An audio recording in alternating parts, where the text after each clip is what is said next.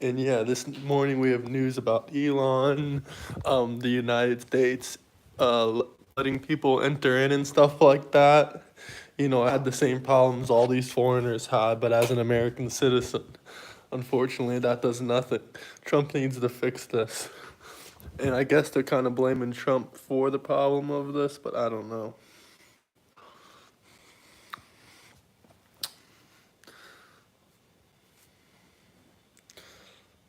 Let's see this.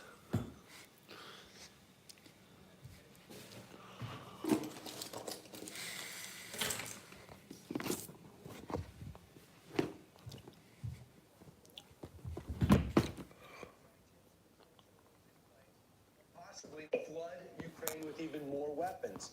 There's got to be some type of hell to pay if Russia continues to be insincere to this point and try to do a delay a game with the talks, right? Yeah, I think all of those policy options are on the table. And look, I was in Hanoi covering the summit there when President Trump walked away from a bad deal with Kim Jong-un. Sometimes you have to do that. And just overnight breaking, Iran wants to negotiate over their nuclear program. So we need to continue to show that we're good, tough negotiators and to ensure that our national security is at the forefront of our policy decisions. That's what the Trump administration is doing, and that's what they need to do in this case. Europe will take the lead on defending their continent at the point of attack, and we can be there supporting them. Iran last night responded to the president's letter from a few weeks ago and said it's open to indirect nuclear negotiations with the United States, but rejects direct negotiations. So delay a game. We don't have much time to delay. It's going to be a tough decision. So here's what Vladimir Putin said about our plans with Greenland, tongue-in-cheek. We will now allow encroachments on the sovereignty. We will not allow encroachments on the sovereignty of our country, and will reliably protect our national interests. What do they have to do with Greenland? Are they talking about Arctic?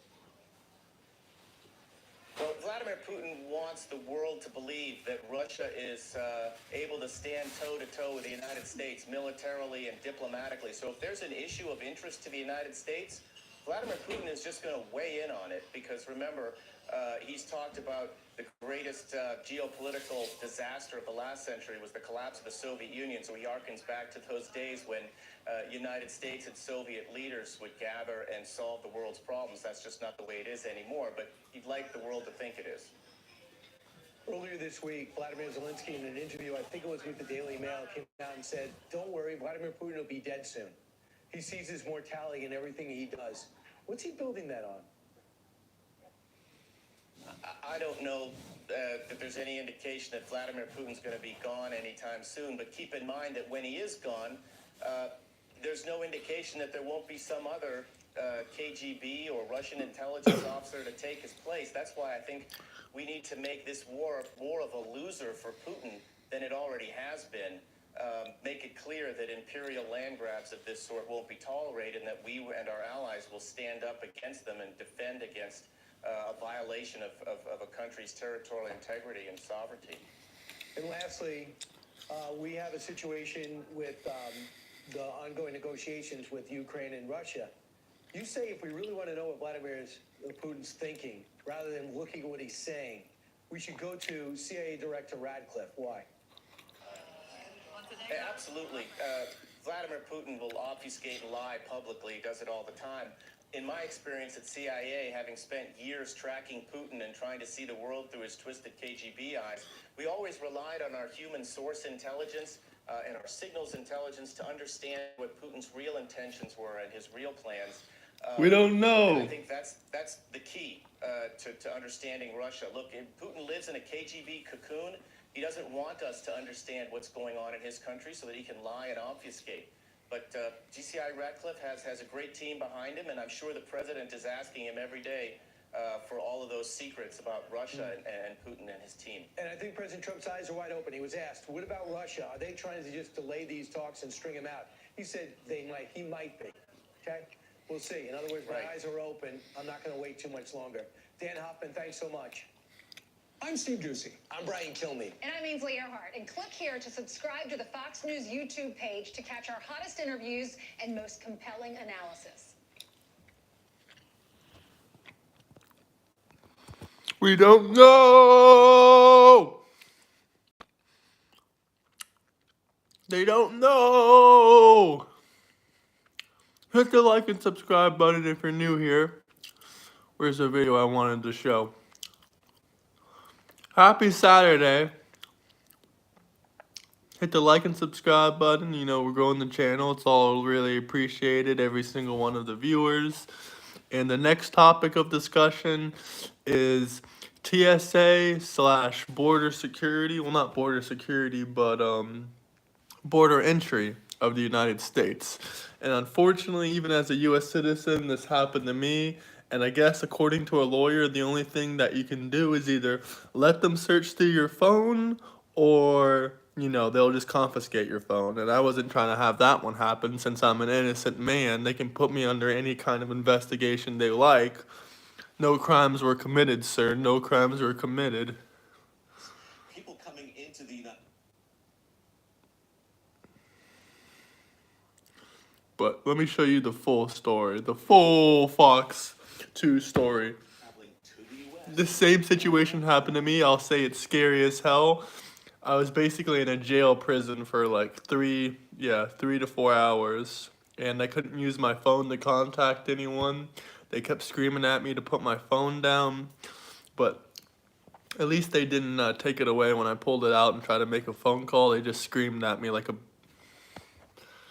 But I don't care.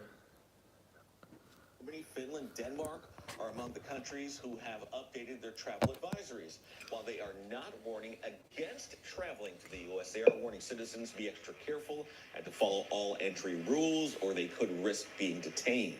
There's several stories floating around in recent weeks in which Customs and Border Protection agents have been denying travelers entry into the U.S. after searching through their phones. We're joined now for more insight on this by Ron Wana, an immigration attorney for Topolsky and Smith in San Francisco. Ron, thank you so much for joining us this morning.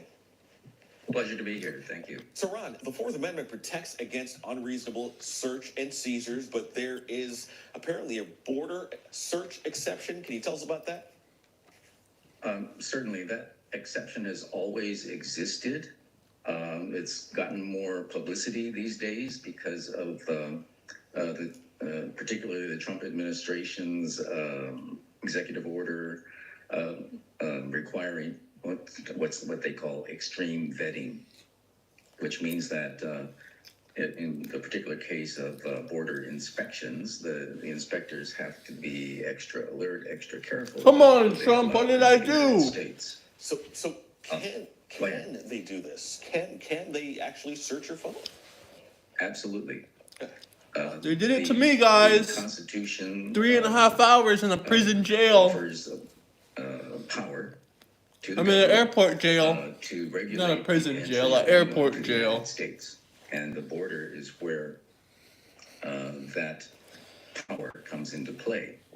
The normal rights that we enjoy in the United States to unreasonable search and seizure are softened in that context.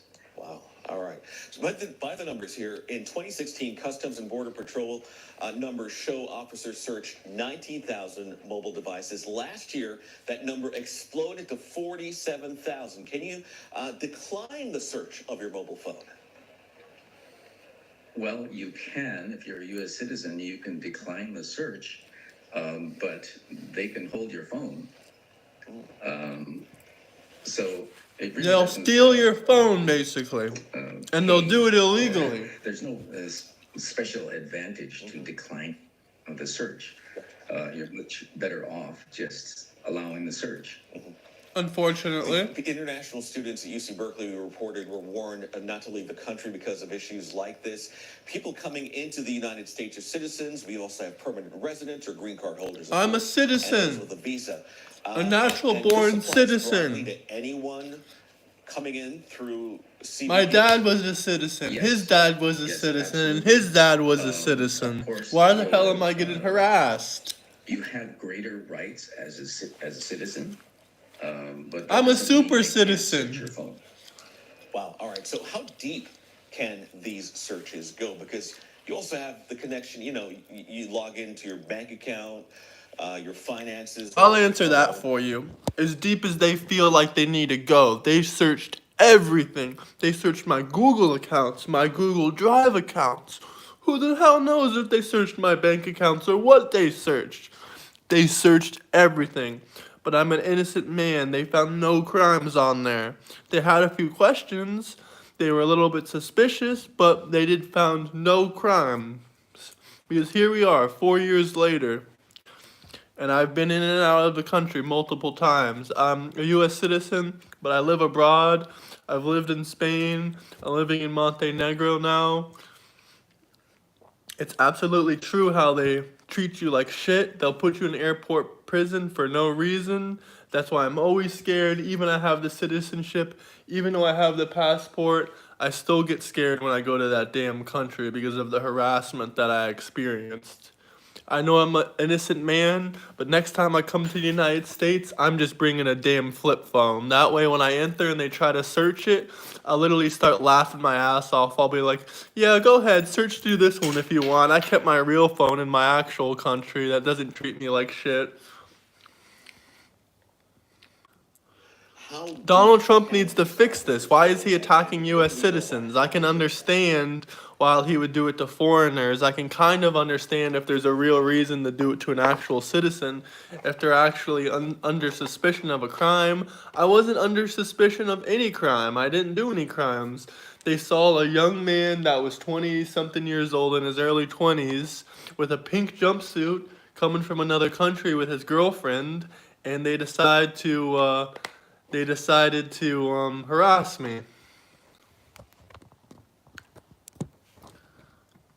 Well, all these issues are working their way through the courts right now. How deep a search can go, what is sufficient to trigger that kind of search. These are all, what shall I say, nuances that are working their way through the courts right now. But so far, in the great majority of situations, the searches don't turn up anything. And there was one case recently, for example, where a search turned up child pornography on a phone, and That's that was freaking horrible.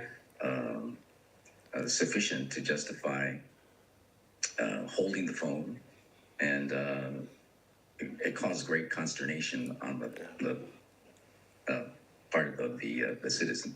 So if you're stopped and they say, well, I want to access your bank account, do you show it to them?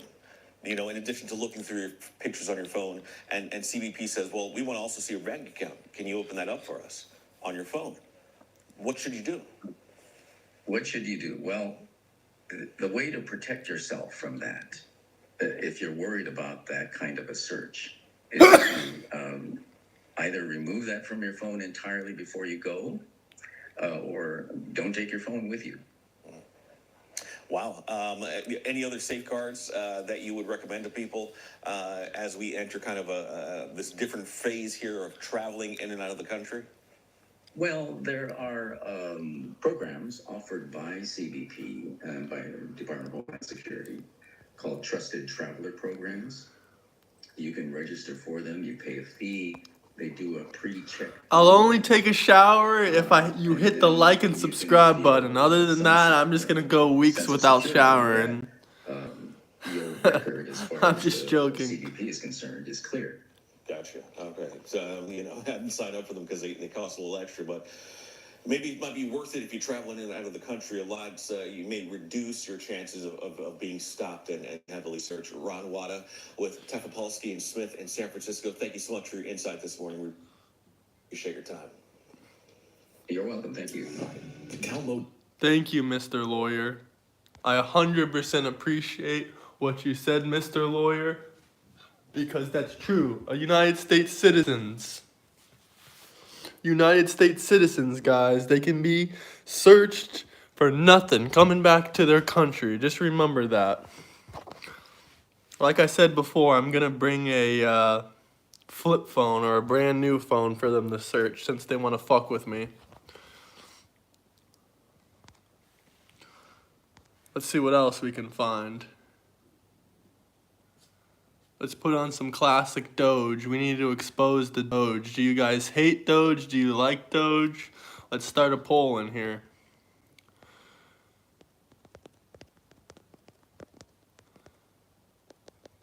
How do you feel about Elon's Doge?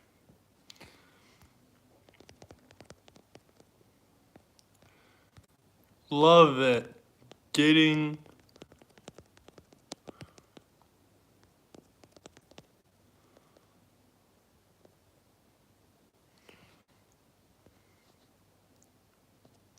We'll keep the poll simple.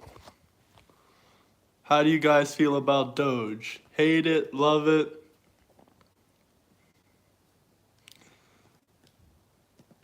Is the man a hero? Or is he just human trash? A lot of people must think he's human trash if they just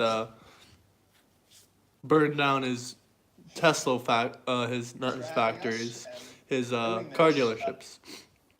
Thanks for having us and doing this. I know there's a lot of interest in this.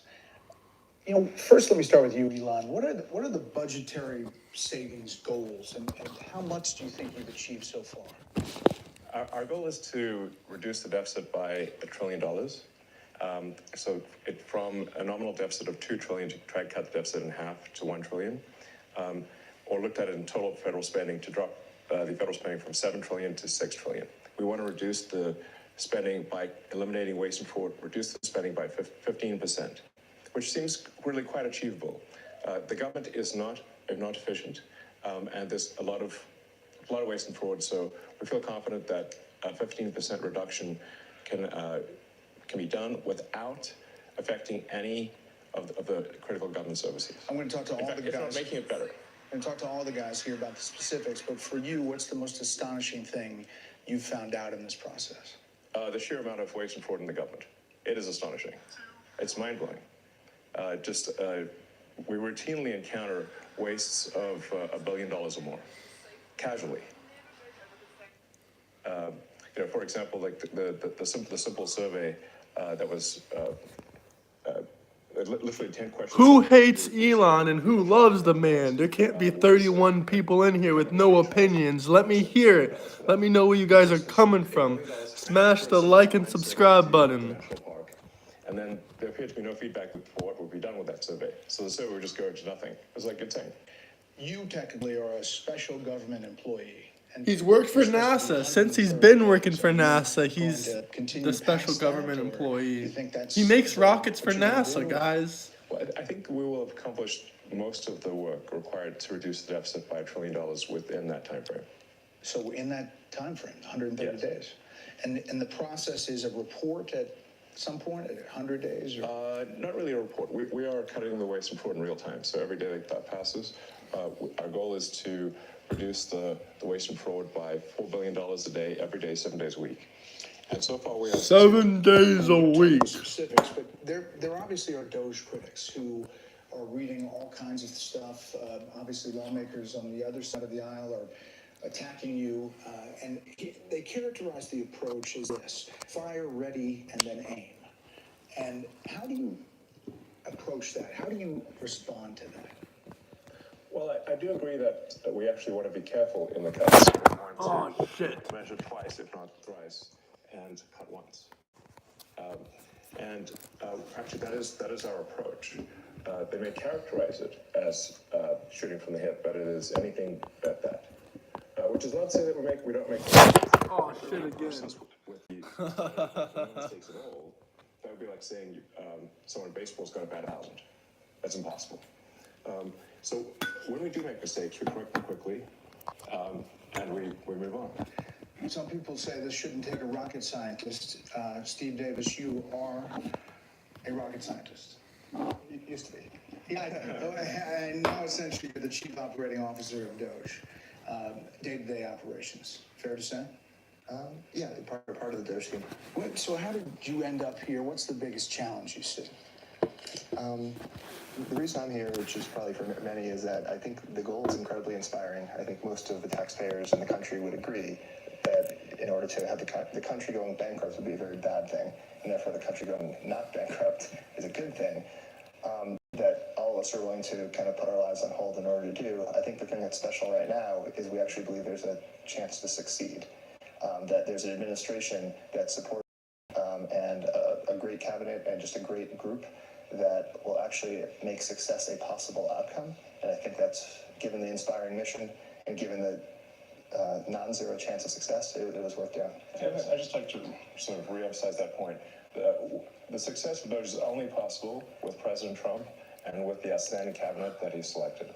It would be impossible without the support of the president and the cabinet. But you're finding the money. I mean, it's big numbers, right? Yeah, like Elon said, the minimum impulse bid is often $1 billion.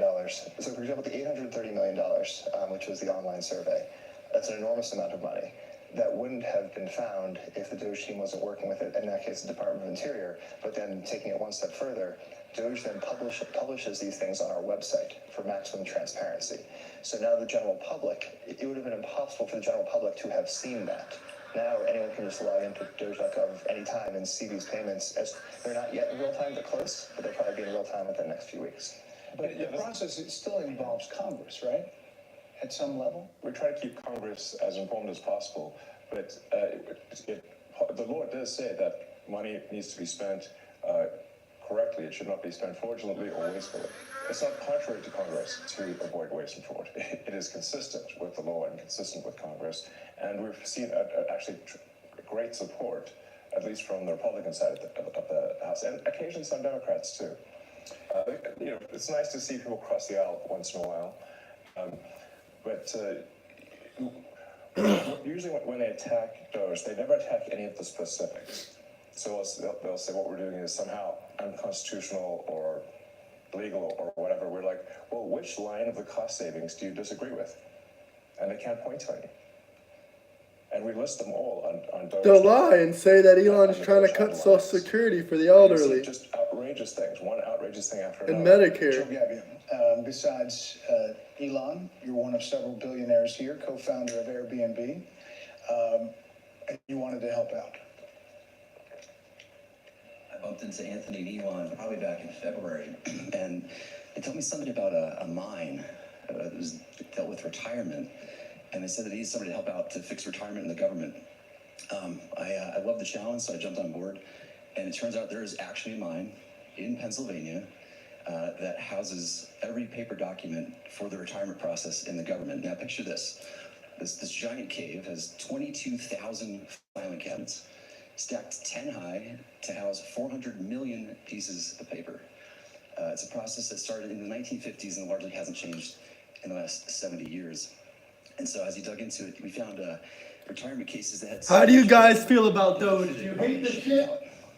Or do you love it? So the process takes many months, and we're going to make it just many days. Will it be digitized, or how? Absolutely. So this will be an online digital process that will take just a few days at most.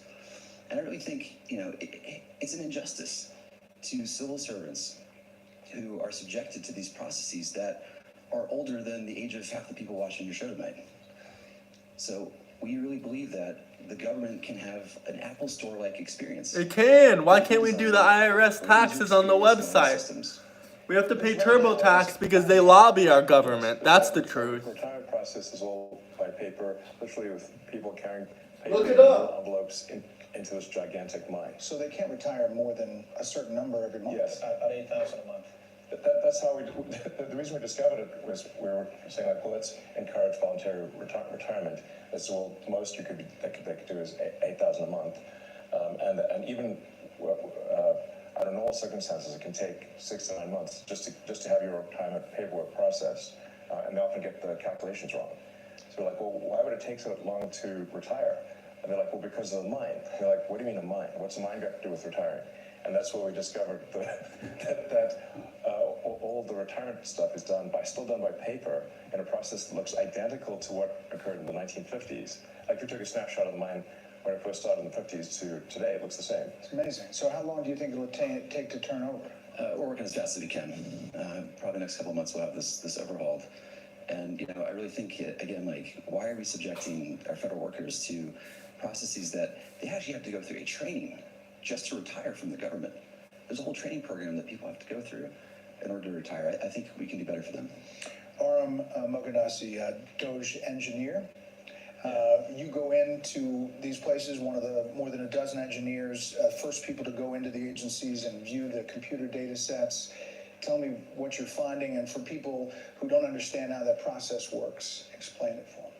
Yeah, I'll say the first thing that got me really excited about Doge was learning basically the state of government computers. By some estimates, government IT costs about $100 billion, and it's funding systems that are over 50 years old, in the case of something like Social Security or the IRS. So really critical systems are old, they cost a lot of money to maintain, and they could be, the efforts to improve them are often very delayed. So I thought I'm a software engineer that maybe could make a difference here, and that's really what inspired me at a high level. There's a lot of mystery about Social Security and a lot of words about it from, here's what Democrats have been saying about it. It's absurd that Elon Musk is trying to eliminate billions of dollars from Social Security. Elon Musk and President Trump have set their sights on cutting Social Security. Their goal is clear: destroy Social Security from within. You're in the building. I mean, you're in the computers. What's happening there? What are you doing? Yeah, it doesn't line up with my experience on the ground. And I'll say the two improvements that we're trying to make to Social Security are helping people that legitimately get benefits, protect them from fraud that they experience every day on a routine basis, and also make the experience better. And I'll give you one example is at Social Security, one of the first things we learned is that they get phone calls every day of people trying to change direct deposit information. So when you want to change your bank account, you can call Social Security. We learned 40% of the phone calls that they get are from fraudsters. 40%? That's right. Almost half. Yes, and they steal people's Social Security is what happens. Is they call in, they say, they claim to be a retiree, then they convince the Social Security person on the phone to change where the money's flowing. It actually goes to some fraudster. This is happening all day, every day. And then somebody doesn't receive their Social Security. It's because of all the fraud loopholes in the Social Security system. How do you reassure people that what you all are doing is not going to affect their benefits? No, in fact, what we're doing will help with their benefits. Legitimate people, as a result of the work of Doge, will receive more Social Security, not less. I want to emphasize that. As a result of the work of Doge, legitimate recipients of Social Security will receive more money, not less money. All right. I want to emphasize that point and let the record show that I said this, and it will be proven out to be true. Let's check back on this in the future. So, Washington Post, the Social Security Administration website crashed 4 times in 10 days this month because the servers were overloaded, blocking millions of retirees and disabled veterans from logging into their online accounts. Freaked people out. Is that going to change? Yes, we're going to make sure that the website stays online. Yeah. I mean, but is it a result of going in there, No. something you're doing? No. The amount of issues that were the Social Security system are enormous. As an example, there are over 15 million people that are over the age of 120 that are marked as alive in the Social Security system. And that's an accurate figure. Yes. Correct. 15 million. Correct. This has been something that's been identified as a problem, again, pre-existing problems since 2008 at least, from an IG report. So there were some great people working at the Social Security Administration that found this, 2008, and nothing was done. And so 15 to 20 million Social Security numbers that were clearly fraudulent were floating around that can be used only for bad intentions. There'd be no way to use those for good intentions. And so one of the things the Doge team is doing is carefully and very methodically looking at those and making sure that any fraudulent ones are eliminated. Brad Smith, working at HHS, and obviously another element is Medicare and Medicaid, NIH. What are you finding? Yeah.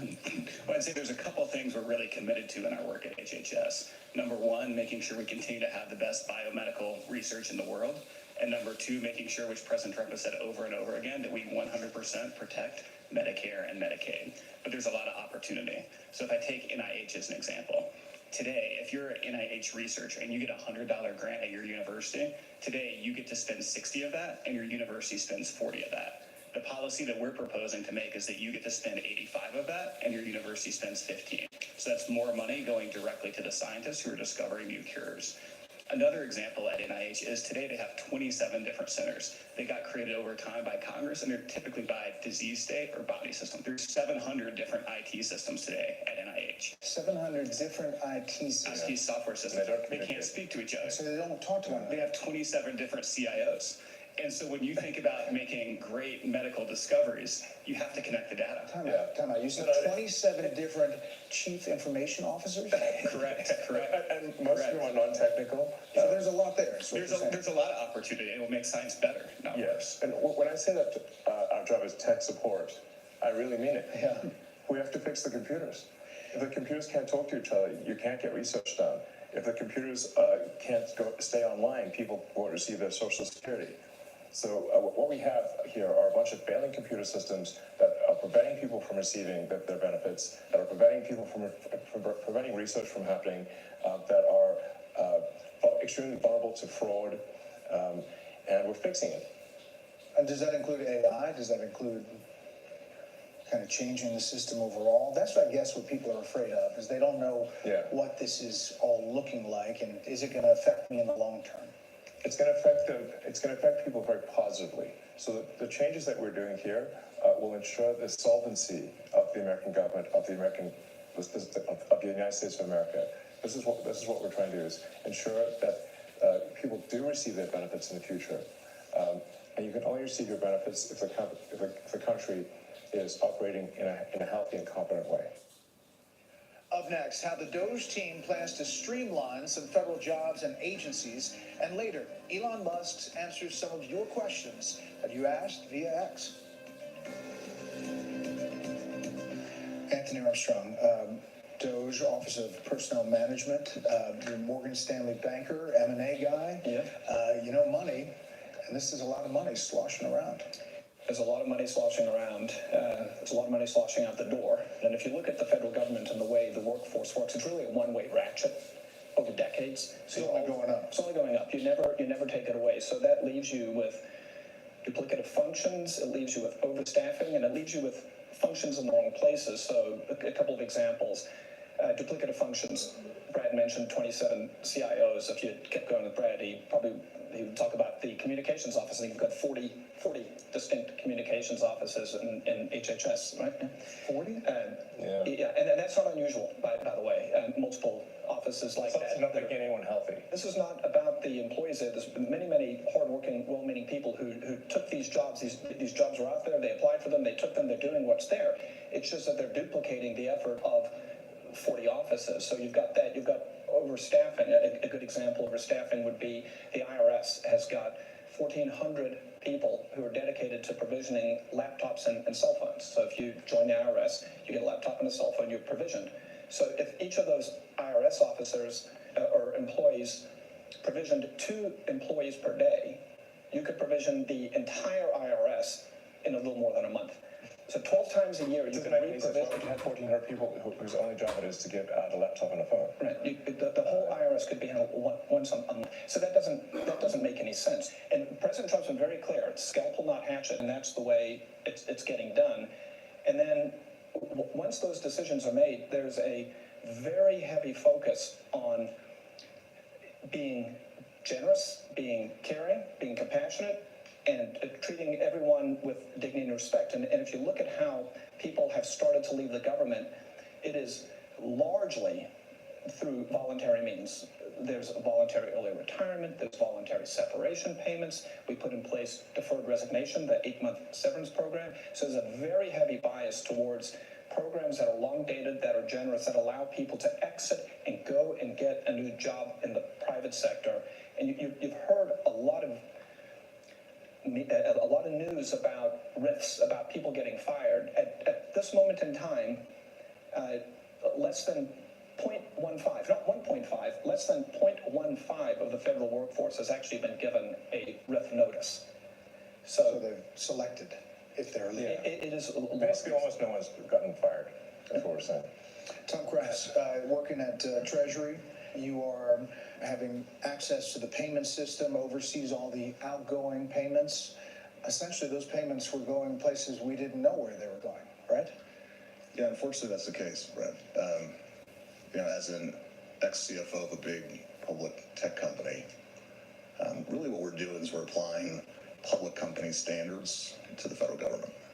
And it is alarming how the financial operations and financial management is set up today. There is actually really only one bank account that's used to disperse all monies that go out of the federal government. That's crazy. It's a big one. It's a big one. It's a big one. A couple weeks ago, it had $800 billion in it, but it's the Treasury General account. So when you hear, some of my colleagues here, what they're talking about in terms of the fraud, you have to ask, well, why is this allowed to happen at a financial level? Well, it's actually quite simple but alarming. The Treasury, up until now, and thanks to President Trump, we're fixing this. In fact, there was an executive order that he just signed the other day, which is protecting America's bank account, because it really is the taxpayers' money. One, we're changing the culture. The culture is been Screw and take America's money. and not a lot of commitment to doing what's right relative to financial operations. There's $500 billion of fraud every year. There's hundreds of billion dollars in improper payments, and we can't pass an audit. The consolidated financial report is produced by Treasury, and we cannot pass it on. We have material weaknesses. What that means is that if I was a public company CFO, I would effectively be removed. I couldn't file financial statements. I couldn't issue securities, which of course we depend on.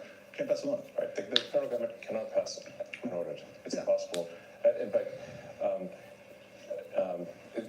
in order to pass an audit, you need the information necessary to pass an audit. You need to have the payment codes, you need to have the payment explanation, and you need to have a person you can contact to understand why that payment was made. None of those things were mandatory until just recently, just a few weeks ago. In fact, maybe last week. Yeah, we're serving 580 plus agencies, and up until very recently, effectively they could say make the payment, and Treasury just sent it out as fast as possible. That's insane. No verification. And so what we're doing is what any fraud would do. But imagine you're a household, you have a bank account, everyone has an ATM card connected to that account, everyone has a checkbook connected to that account. It's not just your children, it's not just your parents, it's your in-laws, it's your extended family, and they all can go to the account and disperse funds. No questions asked, no justification, no verification. Up next, the Doge team targets government contracts, and we'll show you what they're finding. Tyler Hassan, Interior Department, you're a former oil company CEO. You're reviewing contracts before they're approved for funding. What are you finding? Well, Elon and Steve kind of stole my thunder a little bit, but I actually found that customer service survey contract. I actually have an example of one right here. I could have done this in high school. And I found it on the weekends because under the Biden administration, there was no departmental oversight within the Department of Interior whatsoever. None. We are now reviewing every single contract, every single grant, and when things come to my attention that don't make sense, I'm bringing them to Secretary Burgum, and he's been fantastic. He's a businessman. He's very supportive of Doge. It's been wonderful to work with him. Is the battle between government of decades and decades of buildup and business, which you guys are, is that like a train hitting each other? I mean, it seems like it's pretty disruptive. Well, this is a revolution, and I think it might be the biggest revolution in government since the original revolution. But at the end of the day, America is going to be in much better shape. America will be solvent. The critical programs that people depend upon will work, and it's going to be a fantastic future. But are we going to get a lot of complaints along the way? Absolutely. One of the things I learned at PayPal was who complains the loudest and with the most amount of fake righteous indignation? The fraudsters. It's a tell. These NGOs that are crazy, like the $2 billion to Stacey Abrams' NGO that basically didn't exist, and suddenly gets $2 billion awarded from the federal government. Why? And there are many such cases like that. I think that most people, common sense-wise, would say the fraud's got to end. Yeah. They're concerned about the 94-year-old mother who skips a check, or somehow doesn't get what she's supposed to get. Right, and what we're trying to say is actually that the 94-year-old grandmother is actually, as a result of Doja's work, going to get her check. She's not going to be robbed by fraudsters like she's getting robbed today. And the solvency of the federal government will ensure that she continues to receive those Social Security checks, that Medicare continues to work, without which we're all doomed. The reason we're doing this is because if we don't do it, America's going to go insolvent, we're going to go bankrupt, and nobody's going to get anything. Why are you guys all doing it? I mean, you could pipe up, but you don't have to be here, right? I mean, you don't have to be doing this. I have blessed with four beautiful children, my wife and I. But we have a real fiscal crisis, and this is not sustainable. And what's worse, back to my children and everyone else's children, is we are burdening them with that debt, and it's only going to grow. See, there's not a lot of hierarchy here. You guys are kind of all approaching it in different, silos, but with the same kind of goal, right? I mean, this is really Silicon Valley private sector colliding with government. Yeah, exactly. And we're headed in a bad path, but the chance of success, it exists. And just the one that just is in my head right now, which is a fairly mundane one, but I think is very illustrative, is credit cards. There are in the federal government around 4.6 million credit cards for around 2.3 to 2.4 million employees. This doesn't make sense. Right.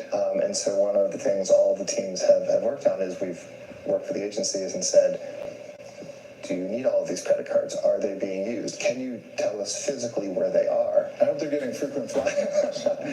Actually, on a different note, the rewards program the federal government has is actually not very good. That's a whole other... It's a negotiation. Right, yeah, exactly. But so far the teams have worked together and they've reduced it from 4.6 million to 4.3 million. So we're taking it easy. Yeah. Clearly there should not be, more. There should not be more credit cards than there are people. Yeah. Joe, middle-level employees, are they seeing a benefit to being empowered by taking out bureaucracy? I mean, absolutely. I mean, I think what you're seeing is taking the best of Silicon Valley and the business world and bringing it into the government. We're bringing the best practices and the best methodologies, and people are inspired. Right, especially on the retirement process, which I can speak to. They've been trying to modernize and get off of paper since the early 2000s, very unsuccessfully. Every attempt has gone over budget and been canceled because it hasn't been successful. And so, I showed up and I feel like I'm here because it's an interesting problem. We can use design to solve it and good engineering and really create a better experience for everybody. We're talking about elementary financial controls that are necessary for any company to function. So, like, if the federal government, if a commercial company operated the way the federal government does, then it would be immediately go bankrupt. It would be delisted. The officers would be arrested. And the changes we're putting in place will enable the federal government to pass an audit. It will enable taxpayers to know where the money is going and know that their hard-earned tax dollars are being spent well. The ways that That's right, Elon. That's right. That the computer systems don't talk to each other. So if the computer systems don't talk to each other, then you can exploit that gap. And fraudsters exploit that gap, take advantage. If, for example, there were over $300 million of small business administration loans that has been given out to people under the age of 11. Well, actually, to add to it, it's 300 million under the age of 11 and over 300 million to over the age of 120. Definitely. Small business loans. Correct. Yes. The oldest American is 114. So it's safe to say if their age is 115 or above, they're fake. Or they should be in the Guinness Book of World Records. And we should not be giving out loans to babies. So the youngest recipient of a small business administration loan is a 9-month-old, which is a very, very precocious baby we're talking about here. So obviously it was just fraudulent. And they do terrible things. They actually will see that a kid's been born. They will steal that kid's social security number and then take out a loan and leave that kid with a bad credit rating. There's literally a baby. The terrible things are being done is what we're saying. And how? We're stopping these terrible things. And you can stop it? I mean, well, we are stopping it. The reason this is happening is because the two systems are not talking to each other. Yes. Right, and so you don't know at the Small Business Administration that you're giving a loan to a 9-month-old, which happened in one case, because you're not cross-referencing that with the Social Security Administration data that has birth dates. So that very, very simple fix eliminates tremendous fraud. And that there are multiple systems across the government where the systems are not speaking with one another. And if you just solve that simple problem, you would solve a huge amount of fraud. Are you so one of the ways that, like, one of the key tricks that the fraudsters pull is that they will use the fact that someone is marked as live, as sort of just that Social Security number is marked as live in Social Security, and then get disability and unemployment insurance for a dead person. Because the databases don't talk to each other, all they got was from Social Security is like, is this person alive? Yes, they're not alive. It's falsely marked. The person is falsely marked as alive in Social Security. But that person, a fraudster can now get unemployment and disability from a dead person. This is happening all the time at scale. Are you surprised at some of the legal efforts and some of the judges that have weighed in? There's about 8 or 10 now of these cases that are at least temporary holds. They're being challenged by the DOJ. Right. Are you surprised by that pushback? Well, it's the DC Circuit is notorious for having a very far left bias. And when you look at the people close to some of these judges, where are they working? Oh, they're working at these NGOs. Oh, they're the ones getting this money. Does that seem like a system that lacks corruption? Sounds like corruption to me. Last thing, do you guys all see this as a patriotic duty? Is that really what this is about? It's essential. I do, 100%. I was running 5 businesses in Houston, and I left that. I left great people to do this, and my wonderful wife said, go for it, and here I am. But I feel like this is me giving back to the country. If we don't do this, we're sunk. Unless this exercise is successful, the ship of America will sink. That's why we're doing it. Gentlemen, I really appreciate the time today, and hopefully it took some of the myth and mystery out of Doge and what's happening behind the scenes. Thank you. We asked on X, your platform, for some questions, and here is C. Sperling. He writes, are they happy with the speed at which they're making changes? Are there any changes they would like to make but haven't yet? Well, I think in the context of the government, we're moving like lightning. In the context of what I'm used to moving, it's slower than I'd like. What seems like incredibly fast action by government standards is it's slower than I'd like, to be totally frank. But we are making solid progress. A very sort of thorny problem, a tough problem, really it's kind of like painful homework, frankly, is reconciling all of the government databases to eliminate the waste and fraud. These databases don't talk to each other, and that's really the source of that's the biggest vulnerability for fraud, is the fact that these databases don't talk to each other. So we need to reconcile the databases.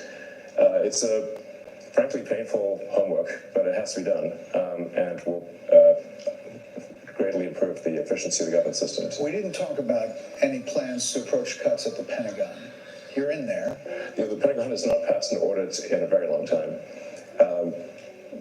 I mean, as crazy as it sounds, they will lose $20-30 billion a year, and they literally don't know where it went.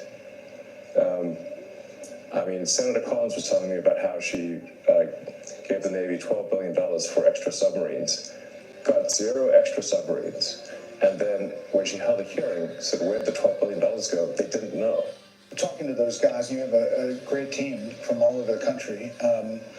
You don't have to be here. You don't have to be here. You know, there's now been these many cases of violence and vandalism at Tesla dealerships. How does that affect your employees, your customers? What does it mean to you? Like, how have you taken that in? Well, I think a great wrong is being done to the people of Tesla and to our customers. I mean, Tesla is a peaceful company that has made great cars, great products. That's all it's done. Hasn't harmed anyone. And yet people are committing violence. They're firebombing Tesla dealerships. They're shooting guns into stores.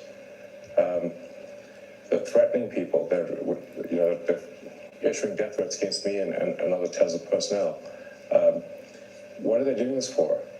Why? And what's happening, it seems to me, is they're being fed propaganda by the far left. And they believe it. It's really unfortunate. The real problem is not the people. It's not like the crazy guy that firebombs a Tesla dealership. It's the people pushing the propaganda that caused that guy to do it. Those are the real villains here, and we're going to go after them. And the president's made it clear we're going to go after them. The ones providing the money, the ones pushing the lies and propaganda, we're going after them. And it's been this evolution. I mean, the last administration was going to mandate electric vehicles, and now you see on the far left, so now it's go after electric vehicles. It's quite something. It is ironic. I mean, it seems like the most ironic outcome is the most likely. But, yeah, I mean... Personally, it's got to take a toll. It does. Yeah. It does.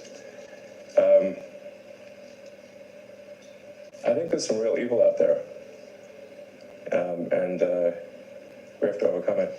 I mean, you have been called a Nazi, a white supremacist, a fascist. I mean, they've got that sort of... Their just to name a few. Yeah. I mean, they've still got it. They haven't... I guess they still need to call me Stalin, Mussolini, whatever, Genghis Khan or whatever. I mean, they called the president all these things. I think at one point there was a magazine cover which said President Trump was worse than Hitler, Mussolini, and Stalin combined. The president hasn't killed anyone. He hasn't started any wars. In fact, he's good at stopping wars. So this is obviously just they're pushing these lies. And why do they push these lies? And I think that we need to hold people responsible for pushing these lies, because those lies almost got the president killed.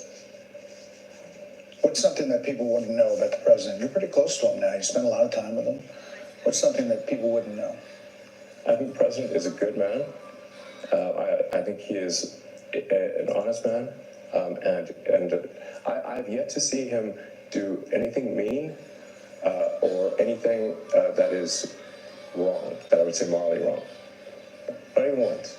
You know, a lot is coming your way, but sometimes you say stuff or post stuff that gets attention. You give it out, in other words.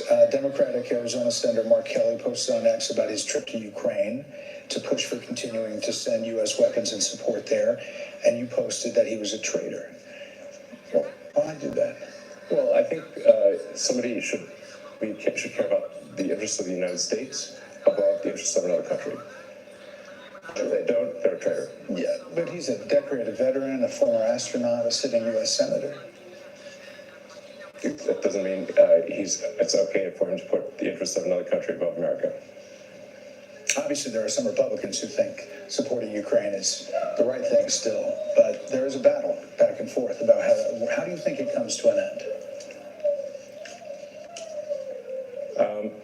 Well, I think there will be a negotiated peace, and the thing that we should be concerned about is we should have empathy for the thousands of people that are dying every day in trenches, for no movement in the lines. So the borders remain the same. For the past 2 years, thousands of people have died every week for nothing. For what? And I take great offense at those who put the appearance of goodness over the reality of it. Those who virtue signal and say, oh, we can't give in to Russia, but have no solution to stopping thousands of kids dying every day. They just want that to continue forever. I have contempt for such people. I want to make that clear. Yeah. So you're optimistic because they're virtue signaling, and their lack of a solution means that kids don't have a father. It means that parents lost a son. For what? Nothing. So you're optimistic that the president's plan might work? The president's plan is the only thing that will work. Hey, Sean Hannity here. Hey, click here to subscribe to Fox News YouTube page and catch our hottest interviews and most compelling analysis. You will.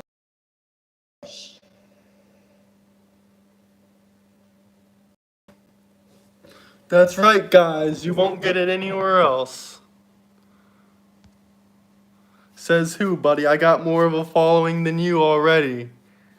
Sorry about my hair. I just, washed it. I gotta blow dry it in a second. You ain't gonna have a following, my guy. Seems like I got 3,000 more followers than you, though.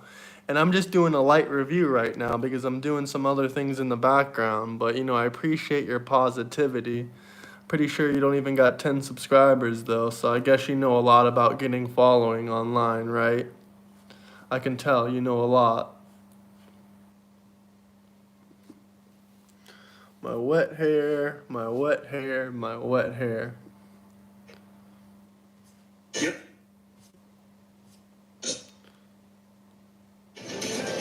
Hey, Melissa, Elon Musk announcing on X that XAI has acquired X in an all-stock transaction, saying that this combination values XAI at $80 billion and X at $33 billion, $45 billion less $12 billion in debt, saying since its founding 2 years ago, XAI has rapidly become one of the leading AI labs in the world, building models and data centers. Saying That makes no sense. So did Elon just sell the company to himself? I'm so confused. Elon sold his own company to himself?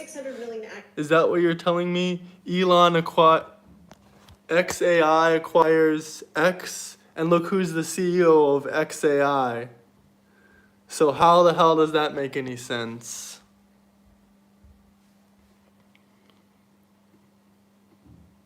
All-stock transaction, saying that this combination values XAI Let's at watch $80 the whole billion thing. and X at $33 billion, $45 billion less $12 billion in debt, saying data centers, saying X is the digital town square where more than 600 million active users go to find the real-time source of ground truth, and in the last 2 years has been transformed into one of the most. I thought it had 1 billion users, to be honest. Positioning it to deliver scalable future growth. He goes on to talk about combining the data, models, compute, distribution, and talent of these two companies, this advanced AI capability of XAI and X's massive reach. He said this will allow us to build a platform that actively accelerates human progress, and he thanks everyone for their support. Huh, that makes absolutely no sense to me. I guess I'm behind the times. Let's see what's on Fox News, though.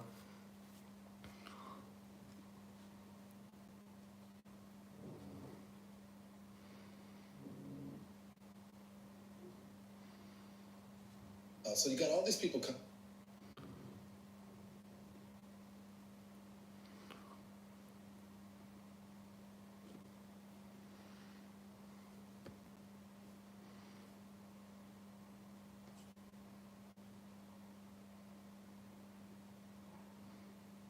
Joining me now is Callie Mead, Senior Advisor for MAHA. Huh, Callie, Senior it's good to have you Advisor. here. How scared are the food companies right now? Can we just step back and think about how extraordinary this is? The biggest threat to the ultra-processed food industry, which is now 70% of our children's diet, it's 15% in Italy, is that President Trump and Secretary Kennedy have woken up the moral conscience of Americans, have woken up the Maha moms, and have started a societal shift in this country where people are wanting to be healthier. So there's a very important societal dynamic happening with the small agenda, but what's happening with SNAP and what happened today in West Virginia shows the playbook of how Secretary Kennedy, Secretary Rollins at the USDA, President Trump are going to drive action for Maha moms. And you know, the amazing part of it is that Americans have always supported this, but we never had a leader who was interested in taking this on. And when you think about it, Callie, think about how difficult they made it for Robert Kennedy Jr., his party, his family, and everything else. And yet this is what we need. Every force in the world was against Secretary Kennedy taking office, but the voice of the voters, the voice of the Maha moms shined through. And what happened with SNAP, you're exactly right, it's just common sense. Right now, the federal government sends $10 billion a year from the food stamp program to soda companies. It's a $10 billion soda subsidies for a program that is supposed to be helping kids with supplemental nutrition. So you're seeing the playbook here, Judge. They've been rallying the states and working with the states. And the governor of West Virginia, the most obese state in the country, applied for a federal waiver. So that's what happened today, a federal waiver saying we're going to take soda off of SNAP. Now, until today, until the Trump administration, those waivers are rejected. But Secretary Rowlands at the USDA, working closely with Secretary Kennedy, have said bring these waivers. So states now, Judge, are rising up thanks to the call from President Trump and the administration, and they're taking soda off of SNAP. They're cutting this $10 billion subsidy to the soda companies. And you know, the amazing thing is that Robert Kennedy has indicated, Robert Jr. obviously, he's indicated that sugar is as addictive as crack. It's as debilitating as crack, that it slows your brain. We have the sound here? Sorry, here we go. Sugar is as addictive as crack, and it's almost as bad for you. It kills you just as surely, it just kills you a little slower. It feeds tumors, it destroys your body, it destroys your brain. Now that's scary. It is scary, but it's the truth. Scary. And what Bobby Kennedy and President Trump have been pointing to is this is a free country. People should be able to buy whatever they want. But our food is being weaponized. The FDA has been asleep at the wheel. They don't even know what's in our food. And we're incentivizing this stuff on food stamps, and we're recommending it. Judge, the USDA nutrition guidelines under Biden recommended added sugar to 2-year-olds. It says ultra-processed food can be safe for kids. So what Bobby Kennedy and the Trump administration are saying is let's just get accurate science, the American people, accurate guidelines, and let's cut subsidies for this food that's very addictive and very harmful to our kids, because we have an existential crisis. Our kids are the sickest in the developed world, and this administration is taking decisive action to fix that. Yeah, well, thank God for that. Callie, thanks so much for being with us this evening. Hey, Sean Hannity here. Hey, click here to subscribe to Fox News YouTube page and catch our hottest interviews and most compelling analysis. You will Who not agrees, get guys? Who anywhere agrees with RFK? People should be able to buy whatever they want as long as it's not poison. Yeah, I agree people should be able to buy whatever they want. I think RFK Jr. agrees with that. Sorry if you like my hair. I just got out of the shower. I'm going to blow dry it in a second. But, yeah, I agree with you totally about that. How do you feel about RFK? Do you think he's like a cool guy? Do you hate him? I haven't seen him do anything that, anything bad yet. Everyone's criticizing him. But honestly, what are you criticizing? The man hasn't banned vaccines or anything that all the Democrats have been lying and saying he wants to do. He hasn't banned the vaccines. He hasn't banned anything really.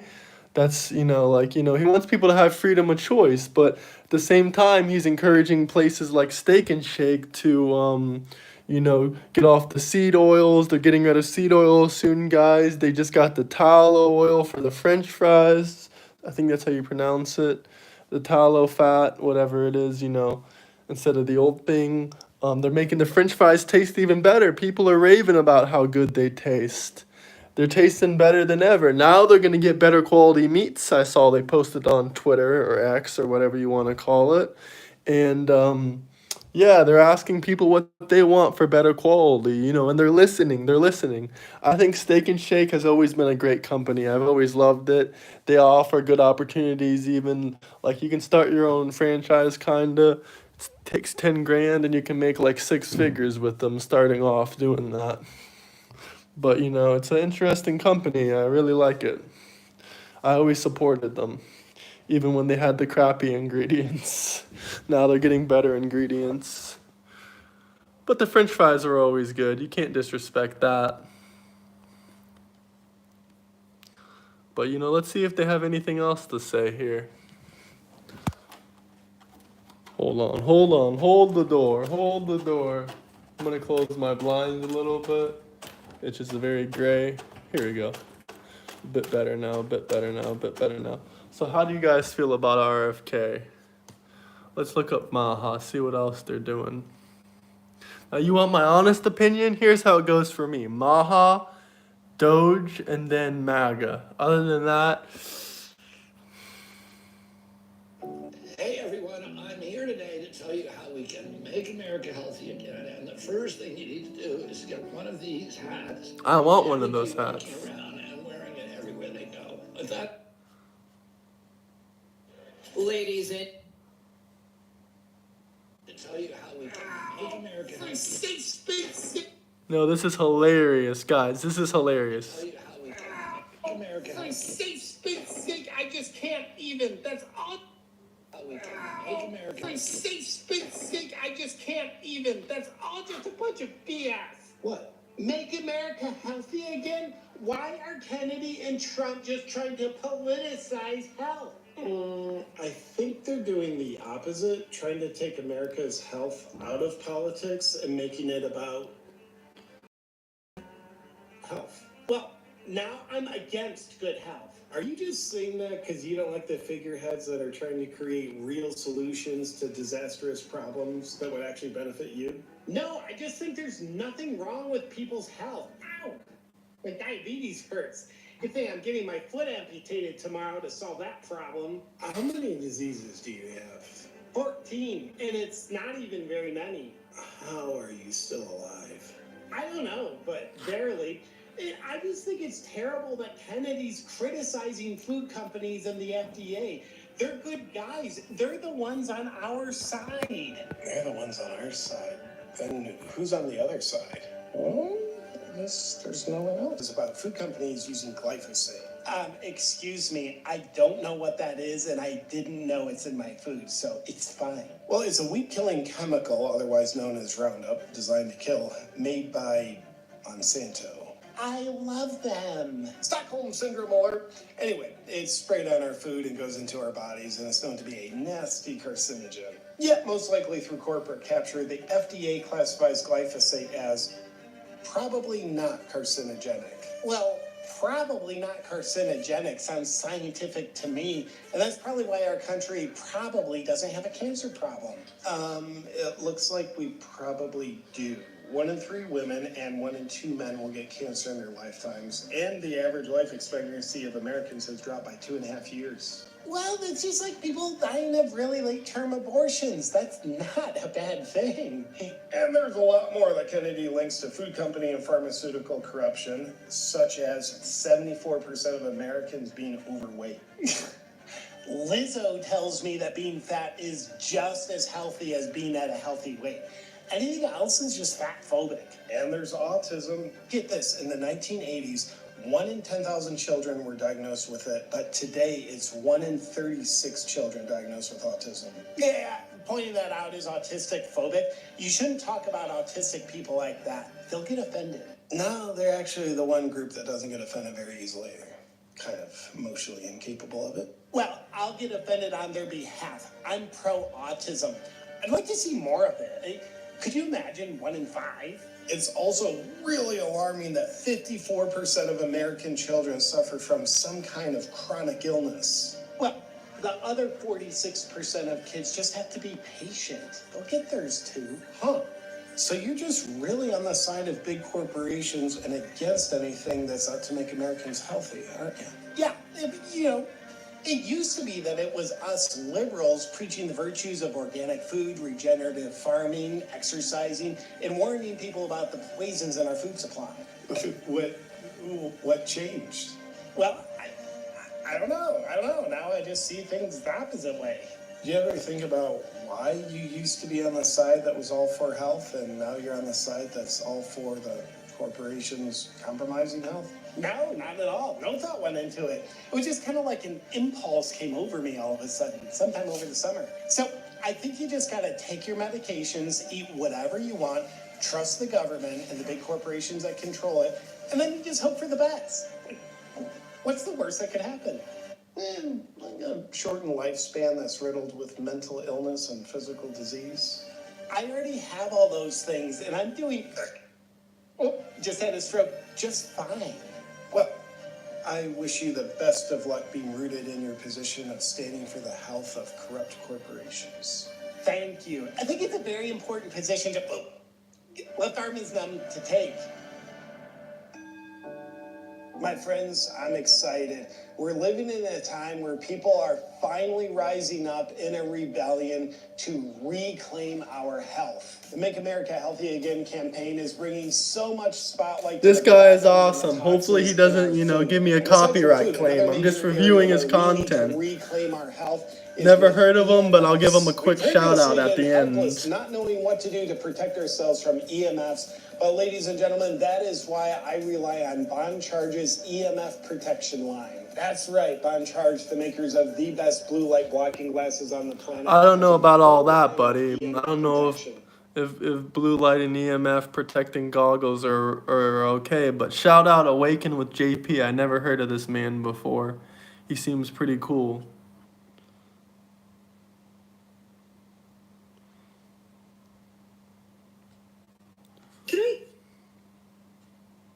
I'm so thrilled. Maha News. We love Maha News.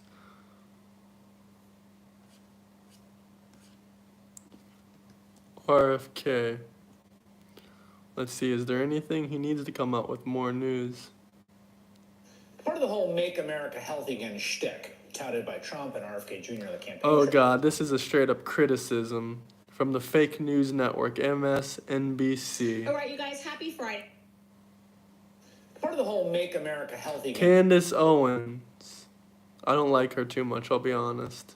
All right, you guys, happy Friday. I'm saying happy Friday, but actually I'm a little bit angry and I'm trying to calm down, okay? Because the text messages that have now made their way into the public fodder regarding yesterday, we did a whole episode explaining that there was a journalist, allegedly just a mommy blogger, who was working on a hit piece about me. Well, these text messages actually reveal that that hit piece was being overseen by former journalist Olivia Nuzzi. Now, if you don't know that name, she is the young lady who had what was described as a digital affair with RFK Jr., the Maha man, before she was let go by New York Magazine. Which brings us back to RFK Jr. in general, and I feel like it's a great time to discuss him and his bizarre, almost reflexive-like support of people that I would think that anyone interested in health would find detestable, like Rabbi Shmuley, for an example. What exactly is going on with the Maha movement? Why does it seem like it's been somewhat hijacked? We should discuss all of those things today, especially while we're covering JFK assassination files, right? Also, Jessica Mann, it's been a busy Friday, the woman who put Harvey away for 3 years, has publicly reached out to me, and she had a lot to say after opting to make her profile public, and we were waiting for that. People were asking, why did you suspend the Harvey series? We knew she was trying to make contact, and it was the right thing to do. And all I'm going to say on this Friday is that I hope everybody who is engaging Okay, what do you want to say about RFK, Mrs.? Blew up her engagement for... See, that's why she's so boring. She makes a clickbait title and doesn't even talk about it. Really happy. Ridiculousness. And St. Joe's. Let's hear RFK's speech. Really happy to be here in West Virginia. I just want to say a few words about West Virginia. Because West Virginia is a state that holds a special place in the hearts of every Kennedy. In the 1960 campaign, I was living in Virginia. But my parents disappeared into West Virginia for about 6 weeks. And we didn't see them, as well as all of my aunts. My uncle, President Kennedy, who was then in the Senate, was running for president. And the consensus wisdom around the country was that a Roman Catholic could not be elected president of the United States. Al Smith had run against President Roosevelt. He was a Catholic from New York, Catholic governor, very, very popular. And when people found out that he was Catholic, there was a resurgence of the Ku Klux Klan. There were crosses burned all across the country. And he lost the election catastrophically. And people just felt, Americans felt, and the pundits all felt, America would never elect a Catholic president. When my uncle decided to run for president, he knew that he had to win West Virginia. West Virginia had the lowest number of Catholics, less than 2% of the population was Catholic. And it was thought to be a place where there was a lot of anti-Catholic prejudice, and it voted overwhelmingly against Alice Smith.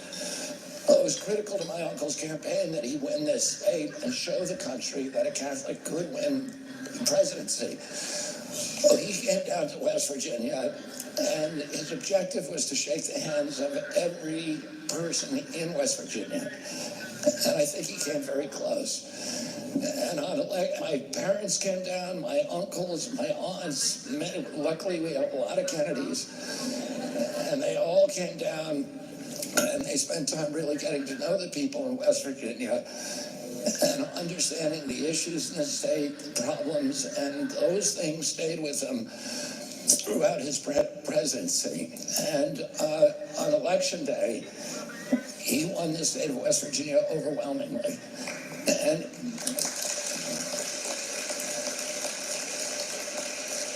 during his presidency, he always believed that he would not be president if he had not won this state.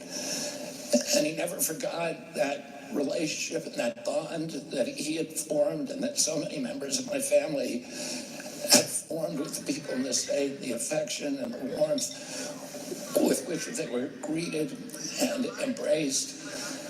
And it's something that now, 70 years later, everybody in our family has this very, very strong affection and bond to this state. And I've been lucky enough that I've been able to spend a lot of my career doing work in this state, in the mining country, and trying to end pollution and give people a chance to live healthier lives.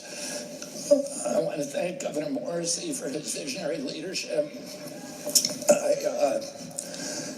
I got to know Governor Morrissey early in the transition. We were both down in Palm Beach working on the transition in Mar-a-Lago. And we were both invited to stay during that time at Dr. Oz's house. And I said to Dr. Morrissey, or Governor Morrissey, the first time I saw him, I said, "You look like you ate, Governor Morrissey." Oh my God. That is freaking funny. And there was a lot of talk about getting healthy again, and I'm very happy that he's invited me to be his personal trainer. And I am going to put him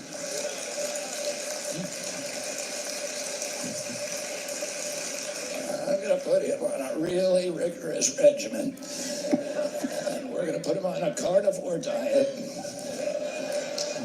We're going to make him raise your hand if you want Governor Morrissey to do a public weigh-in once a month.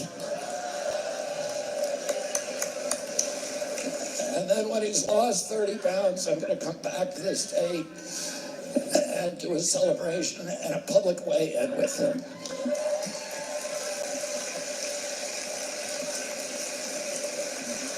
And you're welcome, Denise.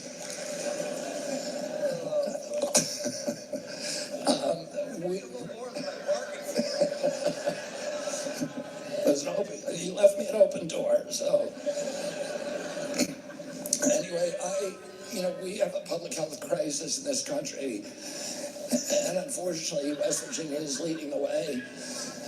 There's the highest obesity rate of any state in our country. This year, you pulled ahead of Mississippi. It has the highest rate of chronic disease in the country. And so I'm very, very grateful to Governor Morrissey for his visionary leadership in getting West Virginia to lead the way in transitioning off of processed foods. When my uncle was president, 3% of Americans had chronic disease. We spent zero on chronic disease in this country. Zero. There was no medications for it. Today, we spend $1.3 trillion on chronic disease every year. It's about 90% of our healthcare budget. And for most of my life, the Republicans and Democrats have been fighting about a healthcare plan, about treatment, really a sick care plan, about how to treat all this illness. Should it be Obamacare, the affordable health plan? Should it be public-private partnership? Should it be a single payer? These are what the big battles that you read about on Capitol Hill. The real battle is that we're getting sicker and sicker every year. And it's really just a debate about who's going to pay for the treatment. Nobody has been focused on how do we get ourselves less sick. And it's like moving deck chairs around on the Titanic. No matter what you do, our country is going to go bankrupt.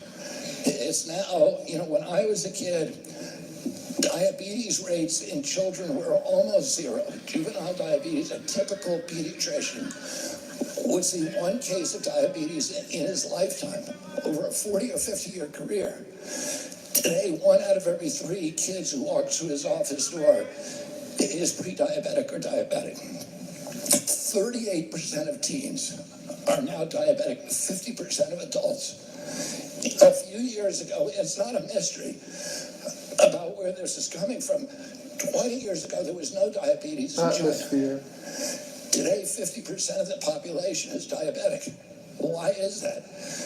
They built 20,000 fast food joints in China and started selling American processed food. And it is costing us, we are now paying more just for diabetes, mitochondrial dysfunction, than we are for our military. And, financially, it is bankrupting our country. We're now spending more to service our debt, and the biggest piece of that debt is coming from healthcare. We're now paying more to service it than we are for our military budget. Within about 10 years, if we continue on this trajectory, 50 cents out of every tax dollar that you pay to the federal government is going to go to servicing the debt. Within 15 years, 100%. It's not sustainable. It's existential. If you love our country, you got to take care of yourselves. President Trump said that he wants to make America healthy again, but he wants to make it strong again. We cannot have a strong country if we have sick citizens. President Trump says that he wants to restore the American dream. But a person who is healthy has 1,000 dreams. A person who is sick has only one. And there is 60% of our country now that has only one dream, which is to get better. And we need to give them a pathway to doing that. And the pathway is through food. Food is medicine. It treats us in different ways, and it treats our health. It treats our mental health. There was a recent study that showed that when they switched the diet in prisons, that violence went down to a whole food diet. That violence went down by about 70%.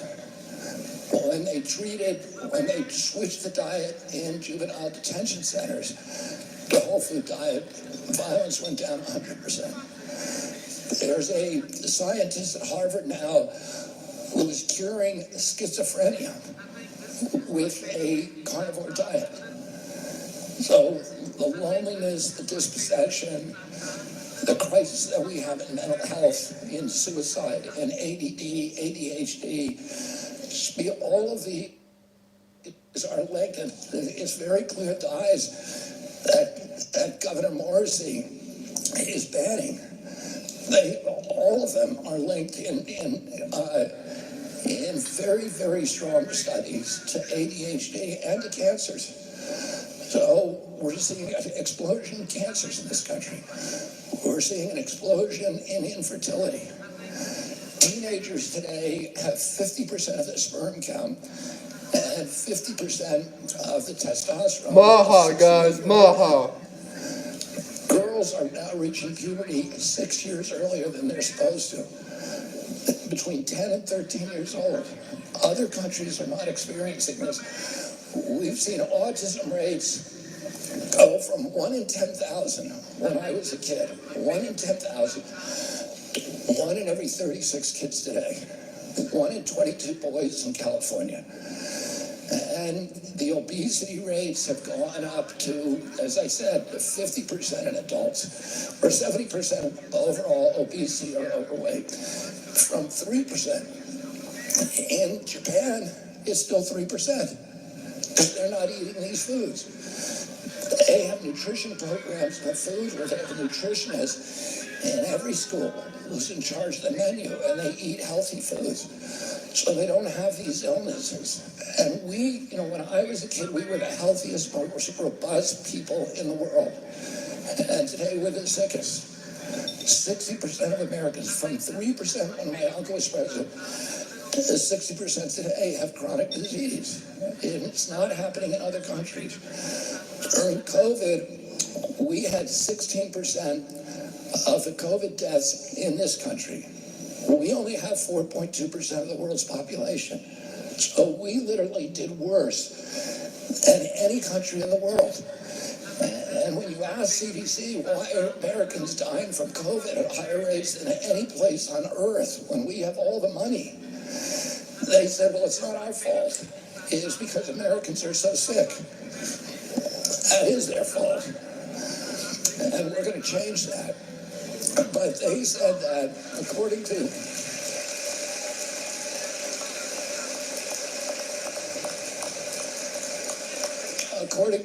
CDC, the average American who died from COVID had 3.8 chronic diseases. So they had diabetes, they had obesity, and maybe asthma, and one other thing. And it was the chronic disease really that was killing them. Healthy kids were not dying. Healthy Americans were not dying of COVID. It was a disease that attacked the sick. And that's true with all infectious diseases. If we can make ourselves, the biggest thing that we can do for pandemic preparedness is to make ourselves healthy again. We're now, 74% of American kids cannot qualify for military service because of chronic disease. So this is affecting our national security.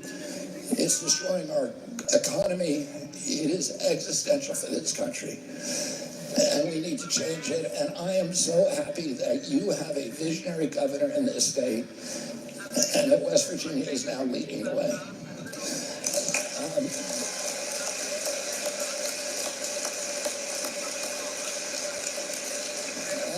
I want to commend Governor Morrissey not only for his vision, but for his courage, because it's very, very hard. And for these legislatures who are pushing this bill, all of them are getting calls every day from the big soda companies, the sugar soda and the fake food companies.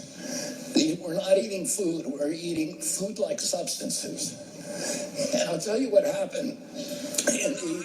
I was involved in the tobacco litigation back in the late 1980s. And the tobacco companies were, at that time, the cash-richest companies in the world. But they saw the writing on the wall. They saw that the consumer base was turning against them. People were stopping smoking, and that they were being prosecuted and sued successfully. So they settled those lawsuits, but they also started shifting their resources to diversify their companies. And they went out and they bought the food companies. So by 1994, the two biggest food companies in the world were R.J. Reynolds and Philip Morris, tobacco companies. They took about 10,000 scientists who were all engaged in nefarious ways to make tobacco more addictive, and they put them to work making food addictive, inventing ingredients in the laboratory that would make it do things to food. For example, they found out that food that you fill up, your brain tells you your stomach is filled, in part by counting the number of times you chew. So they started adding softeners to our food so that you wouldn't chew so much. So you'd have a sense that you're unsatisfied, that you're insatiable, that you're never full, so that you keep pouring it down your mouth. And that's just one of the many things they did. They added sodium and sugar. Sugar is as addictive as crack, and it's almost as bad for you. It kills you just as surely, it just kills you a little slower. It feeds tumors, it destroys your body, it destroys your brain. And they added more and more sugar to make us addicted to their products. And these companies are now, just like the tobacco companies were, are flooding into the offices of your state leaders and legislatures and the governor. And they're telling him he's making a big mistake. They're telling him that they're going to stop writing checks, that they're going to run people against them, that they're going to destroy their political careers. And Governor Morrissey was telling me that he met with the soda companies this week. And they said to him, you need to be educated about this. And they said, you know, food stamps is not a nutrition program. He came in with his Diet Coke. And he said, is there anything nutritious in here? And they were like, no, of course not. But food stamps is not a nutrition program. And he said it's called SNAP, Supplementary Nutrition Assistance Program. It's supposed to be nutrition. It's not supposed to be food-like substances that are actually poisoning us. And so, but it takes a lot of courage to stand up to these companies the same way that it did to stand up to big tobacco. But these men and women, your leaders, Governor Morrissey, is standing up for you. And we all need to stand up for ourselves and take care of ourselves. It's an act of patriotism. If you love this country, you need to start taking care of yourselves. And I also say this, that the food companies all came and met with me 2 weeks ago. And they're scared of me, but they're more scared of Governor Morrissey. Because what they said, and the reason they said, well, tell us what you want, and we're going to do it. And they said, but stop these governors from passing these laws. Because we don't want a patchwork where West Virginia and California are banning food dyes. And we have to make special products for those states. So they're terrified of this, of what you're doing. And the message that I want to give to the country today and to all the other governors is get in line behind Governor Morrissey and apply for a waiver to my agency, and we're going to give it to you.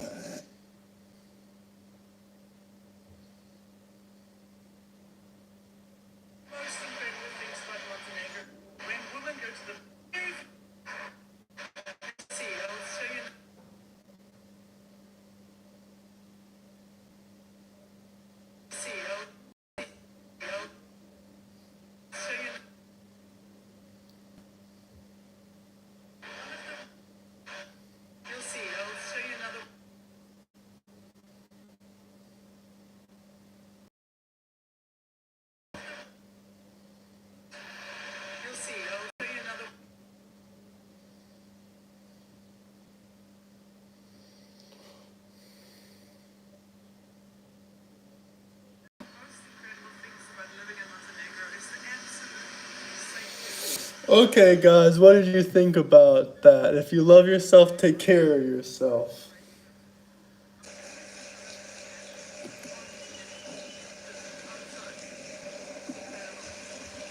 Thank you, everybody.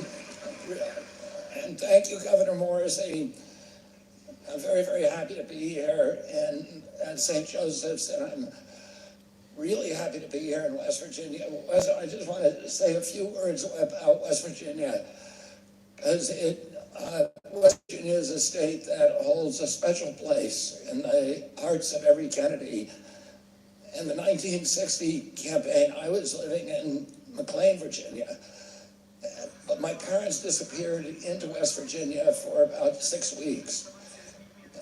And we didn't see them, as well as all my aunts. My uncle, President Kennedy, who was then in the Senate, was running for president. And the consensus wisdom around the country was that a Roman Catholic could not be elected president of the United States. Al Smith had run against President Roosevelt. He was a Catholic from New York, Catholic governor, very, very popular. And when people found out that he was Catholic, there was a resurgence of the Ku Klux Klan. There were crosses burned all across the country. And he lost the election catastrophically. And people just felt, Americans felt, and the pundits all felt, that America would never elect a Catholic president. When my uncle decided to run for president, he knew that he had to win West Virginia. West Virginia had the lowest number of Catholics, less than 2% of the population is Catholic. And it was thought to be a place where there was a lot of anti-Catholic prejudice, and it voted overwhelmingly against Alice Smith. It was critical to my uncle's campaign that he win this state and show the country that a Catholic could win presidency. He came down to West Virginia, and his objective was to shake the hands of every person in West Virginia. And I think he came very close. And my parents came down, my uncles, my aunts, luckily we had a lot of Kennedys, and they all came down, and they spent time really getting to know the people in West Virginia and understanding the issues in the state, the problems, and those things stayed with him throughout his presidency. And on election day, he won the state of West Virginia overwhelmingly. And you lose a bit of quality. During his presidency, he always believed that he would not be president if he had not won this state. And he never forgot that relationship and that bond. Let me know if you like these or if there's anything you want to change, and I can send it to your email for the best quality. The affection and the warmth with which they were greeted and embraced. And it's something that now, 70 years later, everybody in our family has this very, very strong affection and bond to this state. And I've been lucky enough that I've been able to spend a lot of my career doing work in this state, in the mining country, and trying to end pollution and give people a chance to live healthier lives. I want to thank Governor Morrissey for his visionary leadership. I got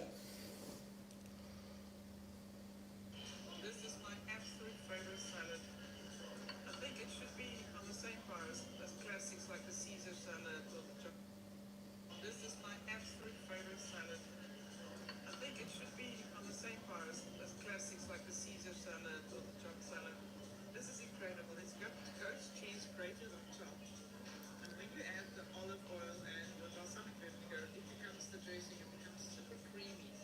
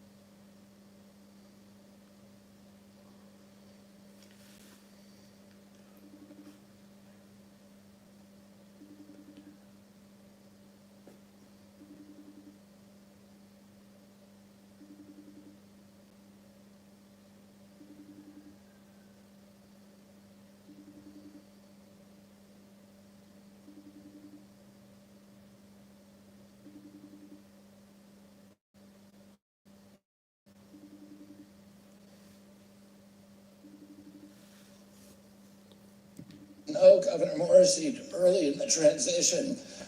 We were both down in Palm Beach working on the transition of Mar-a-Lago, and we were both invited to stay during that time at Dr.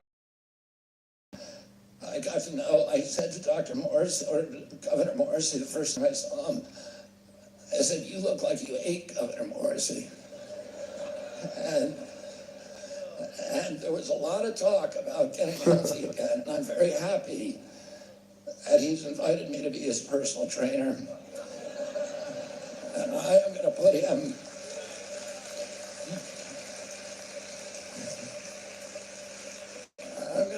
on a really rigorous regimen. And we're going to put him on a carnivore diet.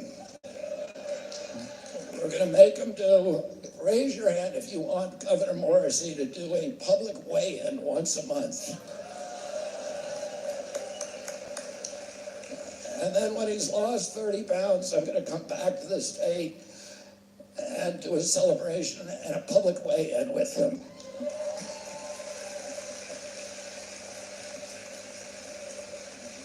You're welcome, Denise.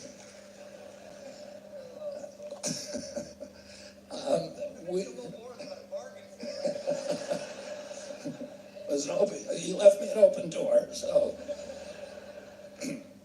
Anyway, we have a public health crisis in this country, and unfortunately, West Virginia is leading the way. There's the highest obesity rate of any state in the country. This year, you pulled ahead of Mississippi. It has the highest rate of chronic disease in the country. And so I'm very, very grateful to Governor Morrissey for his visionary leadership in getting West Virginia to lead the way in transitioning off of processed foods. When my uncle was president, 3% of Americans had chronic disease. We spent zero on chronic disease in this country, zero. There was no medications for it. Today, we spend $1.3 trillion on chronic disease every year. It's about 90% of our healthcare budget. And for most of my life, the Republicans and Democrats have been fighting about a healthcare plan, about treatment, really a sick care plan, about how to treat all this illness. Should it be Obamacare, the affordable health plan? Should it be public-private partnership? Should it be a single payer? These are what the big battles that you read about on Capitol Hill. The real battle is that we're getting sicker and sicker every year. And it's really just a debate about who's going to pay the treatment. Nobody has been focused on how do we get ourselves less sick. And it's like moving deck chairs around on the Titanic. No matter what you do, our country is going to go bankrupt. It's now, when I was a kid, diabetes rates in children were almost zero. Juvenile diabetes, a typical pediatrician would see one case of diabetes in his lifetime over a 40 or 50-year career. Today, 1 out of every 3 kids who walks through his office door is pre-diabetic or diabetic. 38% of teens are now diabetic, 50% of adults. A few years ago, it's not a mystery about where this is coming from. 20 years ago, there was no diabetes in China. Today, 50% of the population is diabetic. Why is that? They built 20,000 fast food joints in China and started selling American processed food. And it is costing us, we are now paying more just for diabetes, mitochondrial dysfunction, than we are for our military. And, financially, it is bankrupting our country. We're now spending more to service our debt, and the biggest piece of that debt is coming from healthcare. We're now paying more to service it than we are for our military budget. Within about 10 years, if we continue on this trajectory, 50 cents out of every tax dollar that you pay to the federal government is going to go to servicing the debt. Within 15 years, 100%. It's not sustainable. It's existential.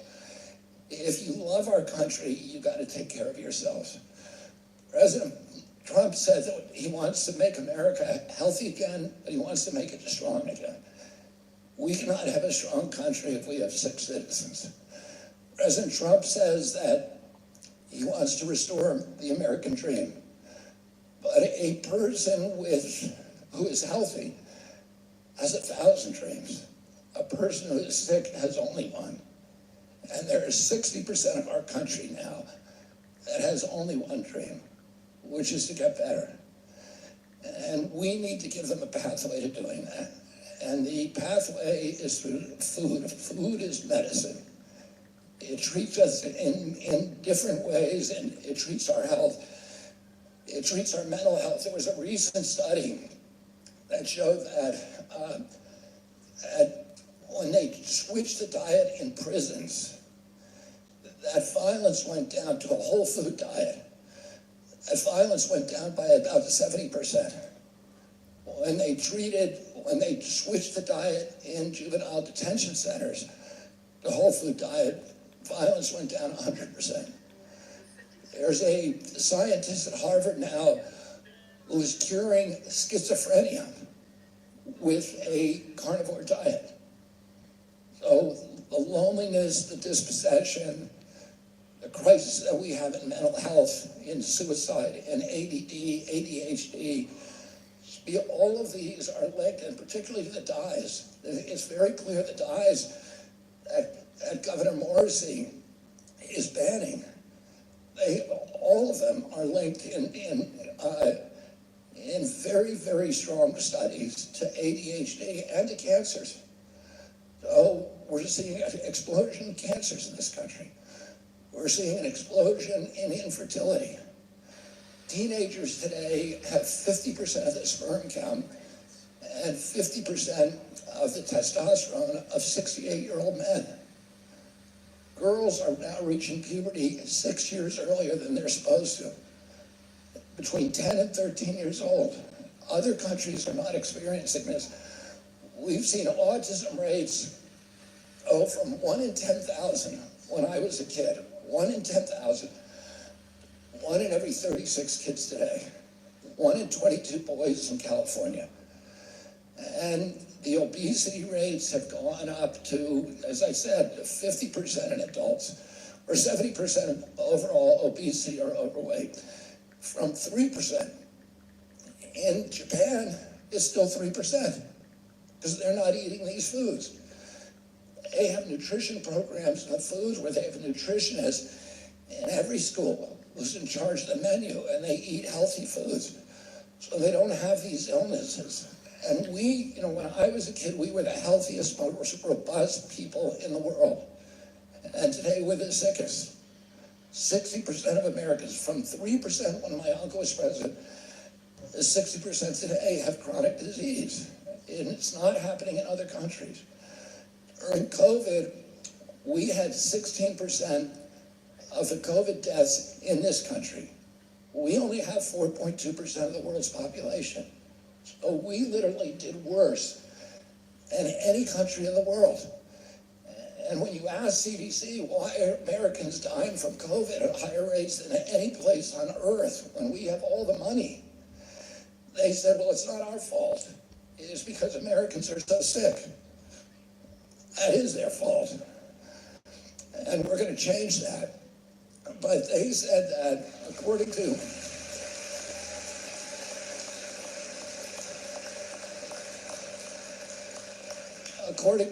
CDC, the average American who died from COVID had 3.8 chronic diseases. So they had diabetes, they had obesity, and maybe asthma, and one other thing. And it was the chronic disease really that was killing them. Healthy kids were not dying. Healthy Americans were not dying of COVID. It was a disease that attacked the sick. And that's true with all infectious diseases. If we can make ourselves, the biggest thing that we can do for pandemic preparedness is to make ourselves healthy again. We're now, 74% of American kids cannot qualify for military service because of chronic disease. So this is affecting our national security. It's destroying our economy. It is existential for this country. That's right, We man. need to change it, and I am so happy that you have a visionary governor in this state, and that West Virginia is now leading the way.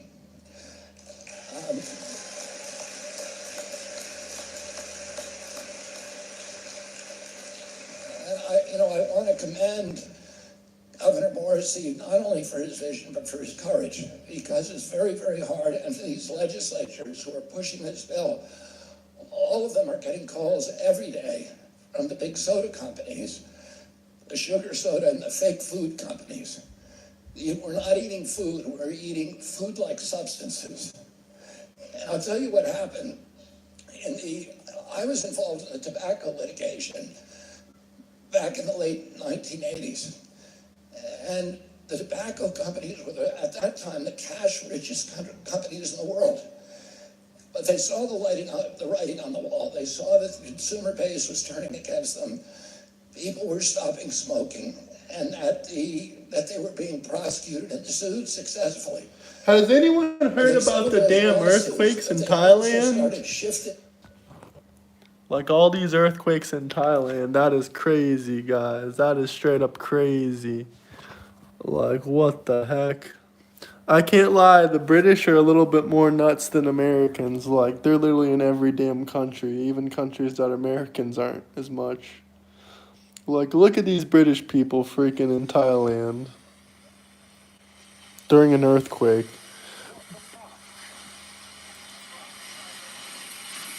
They're just chilling in the pool, yeah.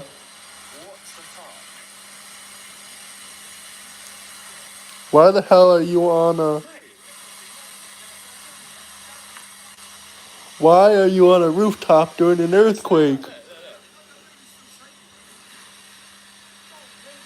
The British lost their damn mind.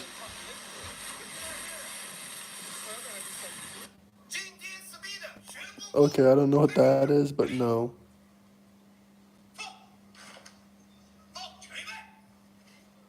Oh, it's Speed trying to learn Kung Fu. I show Speed. No, that's really unfortunate about the earthquakes.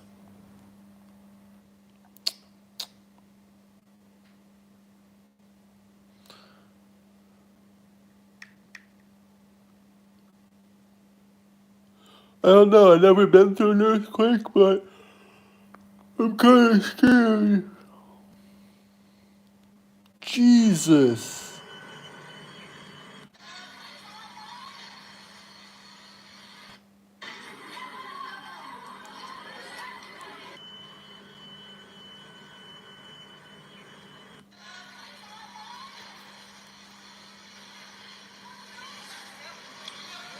Is that all the pool water or what? It couldn't be. I guess it is. Yeah, that's all the pool water. Holy cow, the whole building is shaking.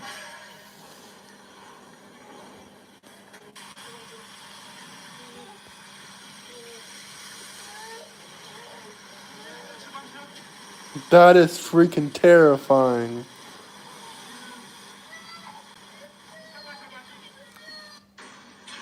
Holy shit. Not the metro.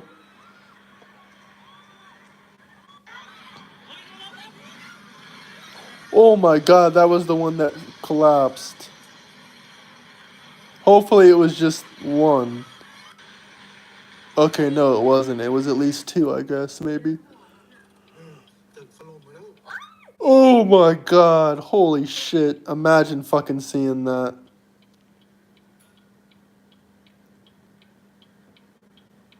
That is terrifying. Oh my god, another one? Holy cow. If I had the truth to be told, I did want to move to Thailand. The only problems I have is all the weird laws and stuff like that. I don't know, it's a bit strange of a place. But I would still like to visit there. Look, this is people in a freaking pool during the 7.7. Let's see what happens to them. Oh my god, oh my god, oh my god, what the hell? Hopefully they don't get killed. That would be crazy sad. No volume on this one.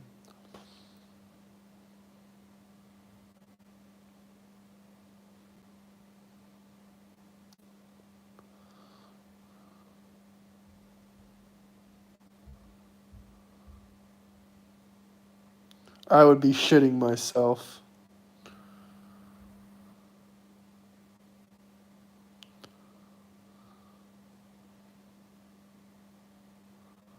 I guess that just shows you how tough a skyscraper is.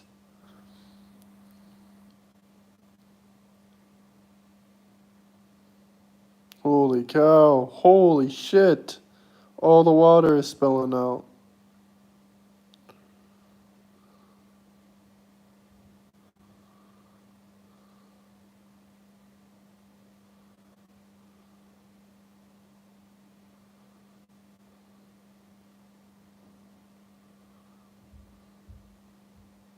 Is that it?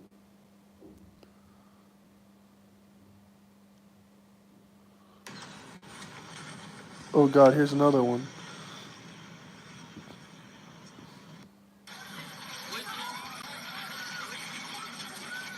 Yeah, run the hell out of there. I'm not videoing it.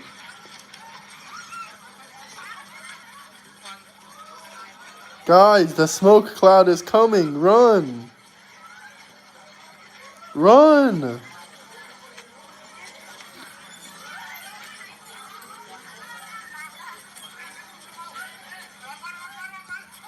That's insane.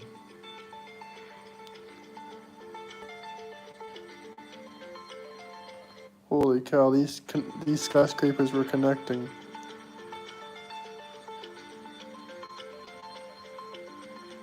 On the top of Pahanakon, and there's an earthquake. There's an earthquake. Earthquake.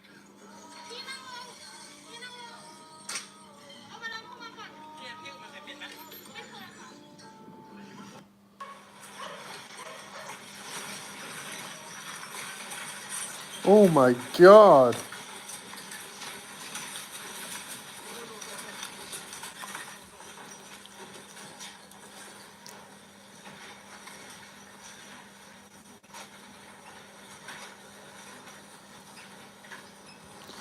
Earthquakes are insane, man.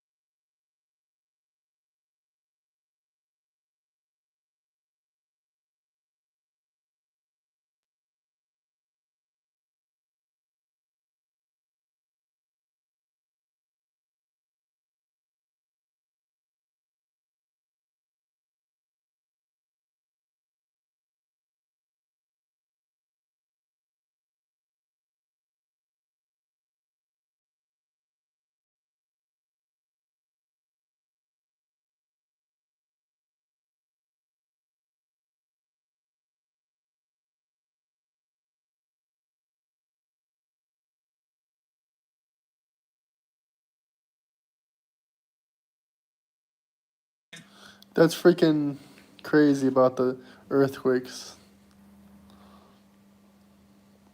Let's see what else we can find that's crazy about them.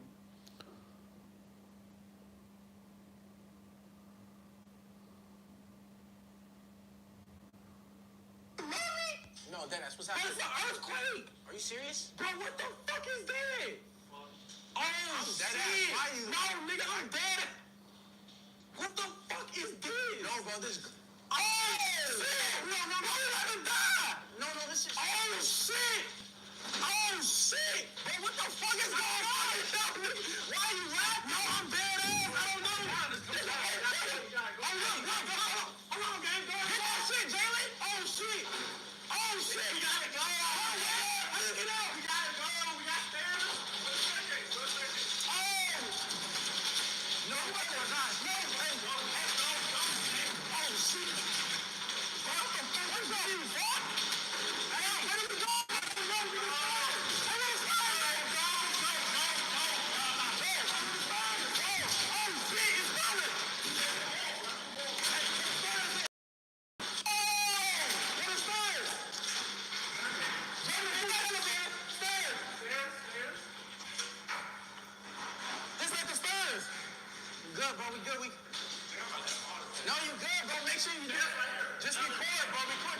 face. I got you. Record. What is this? Oh, chat, look at this shit. Bro, look at this shit. Damn it. Bro, look on this whole shit. Just, come on, daddy. You good? Yeah, it's over there. He's in the joints. Bro, this nigga Deshae is bad luck, bro. Damn, the whole freaking building was just shaking to damn death. That would be crazy. The first day you go to Thailand and that happens. Hit the like and subscribe button though if you guys are new here.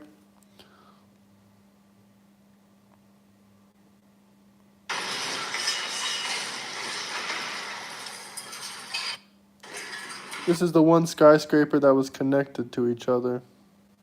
This guy is crazy to do this filming even. I would shit myself if I saw that.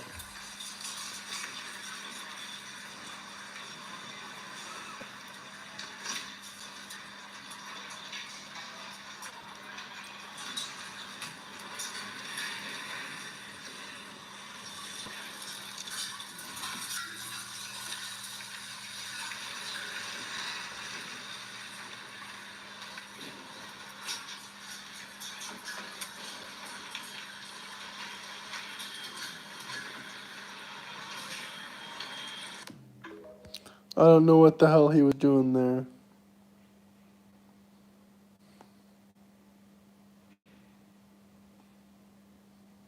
Hundreds are missing. That's sad, man. That's real sad.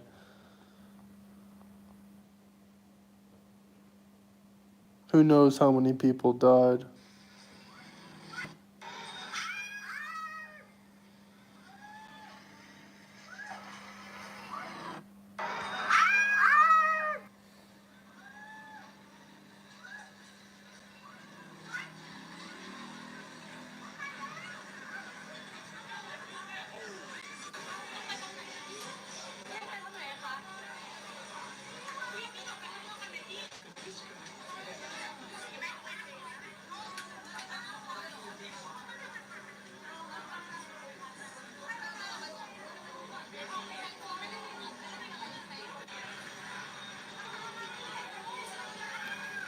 At least their buildings are somewhat better than a lot of other, it's not corruption where it just instantly fell. Obviously, they actually did try to make it good.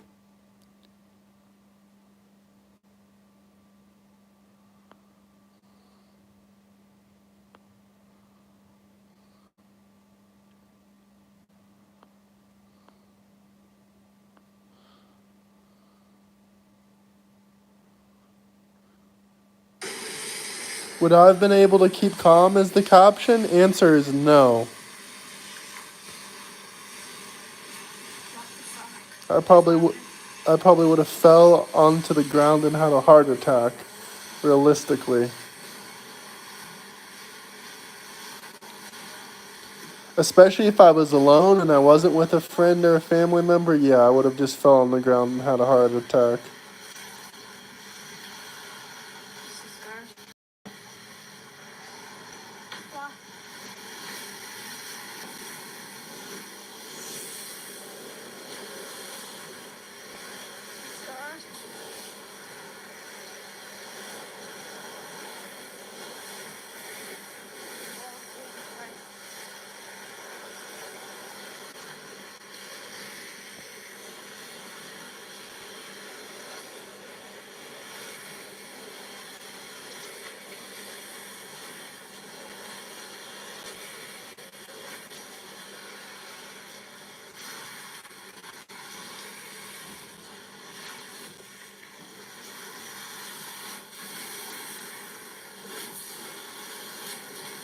Hell no.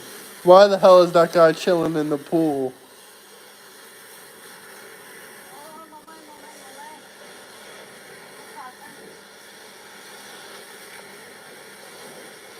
I mean, at least he's holding on to the pool bar. Someone has finally made their way down the shafts that were found under the pyramids in Egypt.